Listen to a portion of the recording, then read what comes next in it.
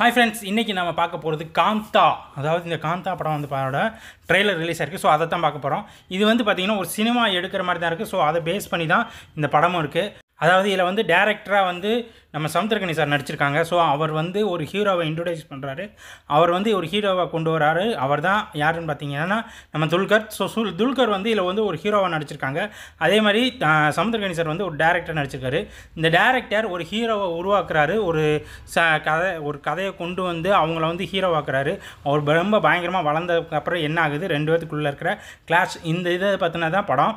இவர் அதாவது சமுத்திரக்கனி தான் வந்து பார்த்திங்கன்னா அவரை வந்து நடிப்பு சொல்லிக் கொடுத்து எல்லாமே சொல்லிக் கொடுத்து அவரை வளர்த்து சாப்பாடு போட்டு எல்லாமே பண்ணி ஒரு நாடகத்தை இன்ட்ரடியூஸ் பண்ணி எல்லாமே பண்ணியிருப்பாங்க. ஸோ எல்லாமே அவர் தான் பண்ணி கொடுத்துருப்பாரு. ஒரு டேரக்டர் ஒரு படமும் அவங்களுக்கு ரிலீஸ் பண்ணி அது பார்த்தீங்கன்னா ஒரு பிளாக் பஸ்டராக போயிருக்கும். ஸோ அதெல்லாம் வந்து ஒரு கட்டத்துக்கு அப்புறம் ரெண்டு பேத்துக்கு இடையில ஒரு பயங்கரமான சண்டை நடக்கும். ஸோ ரெண்டு பேரும் வந்து பிரிஞ்சிருவாங்க.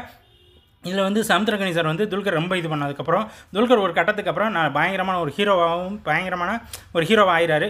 ஸோ அவர் வந்து இவரை வச்சு ஒரு பேஸ் பண்ணி கதை எடுக்கிறாரு.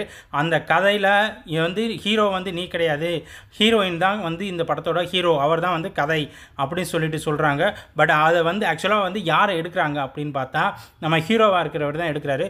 ஸோ இன்றைக்கி ஓப்பனிங் சீன் என்னன்னு கேட்டால் ஒரு பேய் வந்து ட்ராயிங் வரைகிற மாதிரி இருக்கும். அதான் சார் இன்றைக்கி ஓப்பனிங் சீன் அப்படின்னா இன்றைக்கி அது வேணாம், வேறு சீன் இன்றைக்கி நம்ம எடுத்துக்கிடுவோம் அப்படின்னு சொல்கிறாங்க. இதை கேட்டு சமுத்திரக்கனி சார் வந்து பார்த்திங்கன்னா ரொம்ப டென்ஷன் ஆகிறாரு. ஸோ என்ன அப்படின்னா ஓப்பனிங் சீன் எடுத்தோன்னே துல்கர் பயங்கரமாக சிரிக்கிற மாதிரியான ஒரு சீன், இதுதான் இன்றைக்கி ஓப்பனிங் சீன் அப்படின்றாரு. ஸோ டே பை டே அவர் என்ன சீன் நினைக்கிறாரோ அதை தான் அந்த படமாக எடுக்கிறாங்க. அவர் என்ன சொல்கிறாருன்னா, நீ வந்து ரொம்ப ஓவராக போகிற, இப்படியே போனேன்னா நீ வந்து சீக்கிரமாக அழிஞ்சிருவ அப்படின்னு சொல்லி சொல்கிறாங்க. அதெல்லாம் எனக்கு ஒன்றும் தெரியாது, அதெல்லாம் நான் எதுவும் நடக்காது, ஏன்னா நீங்கள் தான் என்னை வளர்த்து விட்டீங்க, அதனால் நான் பார்த்துக்கலாம் அப்படின்னு சொல்லிடுவாங்க.